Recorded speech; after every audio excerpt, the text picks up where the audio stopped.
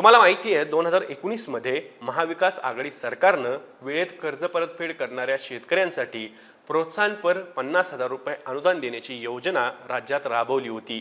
महाविकास आघाडी सत्तेत आल्यानंतर पहिल्याच अधिवेशनात तत्कालीन मुख्यमंत्री उद्धव ठाकरेंनी महात्मा फुले कर्जमुक्ती योजना जाहीर केली। या योजनेतून कर्जमाफ करण्यात आलं। अनुदान योजना राबवत असताना कोरोनाचं संकट आलं आणि योजना रखडली। कोरोनानंतर योजना पुन्हा सुरू करण्याची घोषणा केली गेली, पण दरम्यान महाविकास आघाडीचं सरकार कोसळलं आणि नव्यानं सत्तेत आलेल्या युतीनं या योजनेचं अनुदान टप्प्याटप्प्यानं वितरित केलं।